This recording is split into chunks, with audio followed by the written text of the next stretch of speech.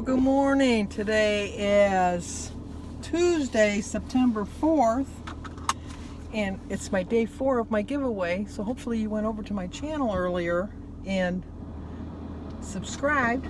It is so hot. It is very, very, very, very, very, very hot, so I'm not walking. But I do have some running around to do, so I'm taking you with me.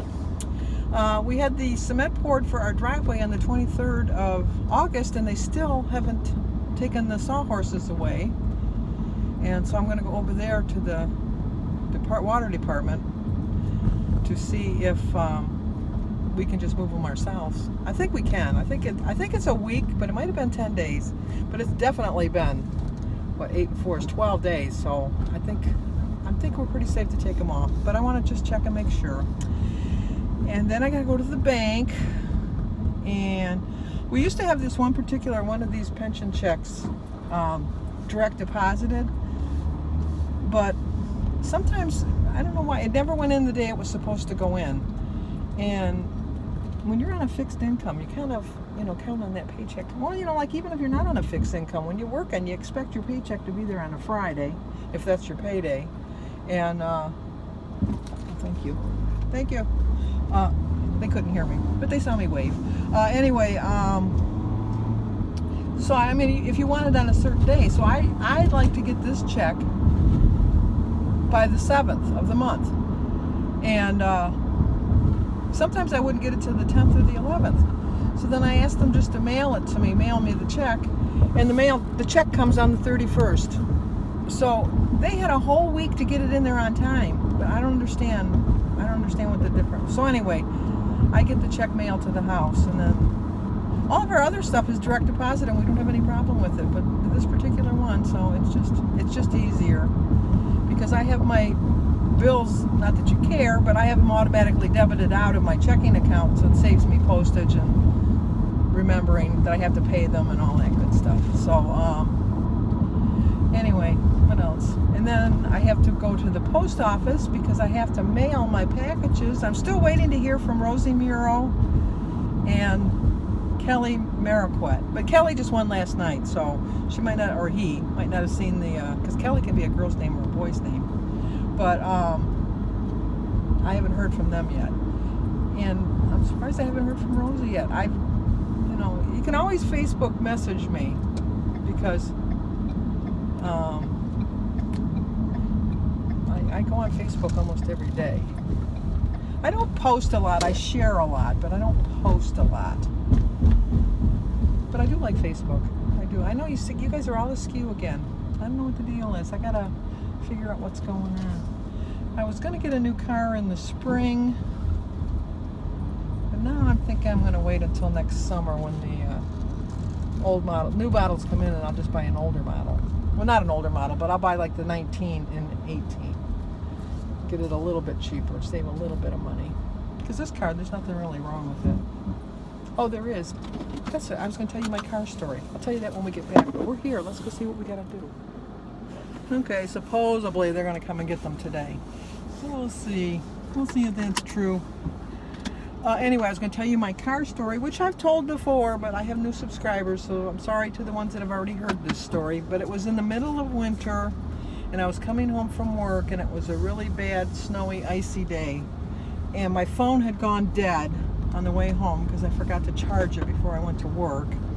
And I come up to my street, and I was going a little faster than I should have been going for the turn.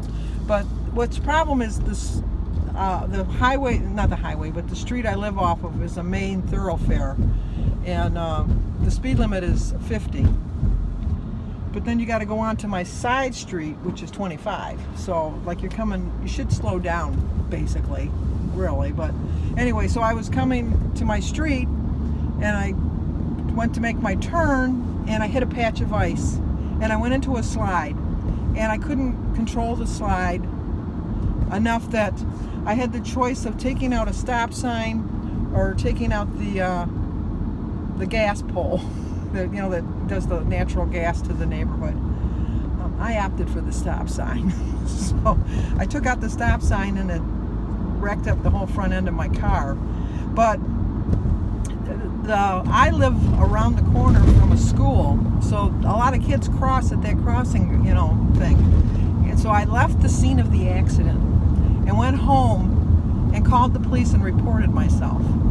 And the lady kept saying, "Excuse me," she couldn't believe it. And I go, "Well, I'm just really concerned because school's going to be getting out later on today, and because I was getting home from work at 3 o'clock, and school gets out at 4.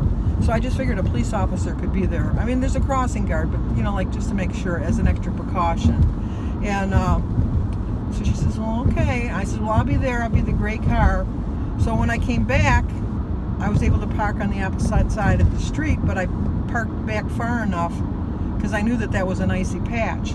And I could see the policeman coming, and I could see that he was doing 50, and I could see he wasn't slowing down, and I could predict the slide because he slid right where I slid, although the stop sign wasn't there any longer. He went right through where I had the stop sign. So he backed up, and then he parked across the street from me, and then he walked over to me because he could see the damage to my car. And he said, "Well, obviously I can't give you a ticket for reckless driving, or I'd have to give myself one." I said, "Yeah, that patch of ice just really threw me there." And he said, "Yeah." He says, "I can't believe that you called yourself in." And I said, "Well, it was an accident. I mean, I didn't do it on purpose, but I worry about the kids coming home from school." And he says, "No, he says, I'm not going to write you a ticket, but I have to write a citation, a warning. I have to write a warning because I have to turn it into the county so that they can replace the stop sign. And I do think that they're going to charge you for the stop sign." And I said, "Okay, that's fine. I can go with that." So he said, "Well, let me go find the stop sign first, because maybe they can just put the stop sign back," because it went flying, I tell you. And he did find it in the neighbor's bushes and stuff like that. So he dragged it back and put it there. And he stayed for the kids when the kids were getting out of school, because by the time he got there, it was pretty close to when the kids were getting out of school. And so anyway, Denise called. That's what interrupted us.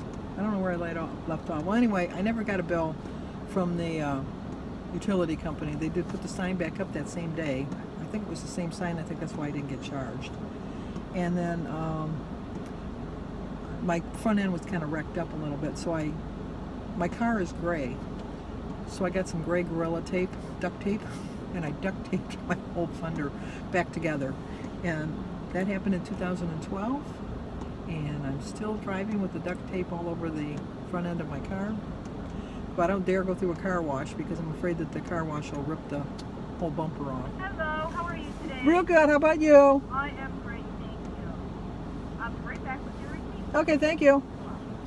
We'll see how fast this is, because this is the fastest bank. But anyway, that's my story about my car. It looks... everybody always... That was funny because, to another story that goes with the car, is when I was coming back from the cottage in July, and I was backing out of my spot, and I saw the tree. I did see the tree, but I hit the tree. And Christy was waiting to come into the cottage because it was just a one driveway road to get into where the cottages were. And so as I was driving by her, Aaron rolls his window down and he says, "I see more duct tape in your future." But it didn't do any damage. And there were some people sitting on their porch, and I rolled my window down. I says, "Did you see that?" And they didn't want to embarrass me, and they said, "No, we didn't see it." I said, "You didn't see that tree jump out back of me and made me hit him?" And then they started laughing. They said, "Yeah, we saw that." We kept thinking, "No, she sees it. She sees it." No, she didn't. I did see it. I just misjudged it. All right, let's go to the post office now.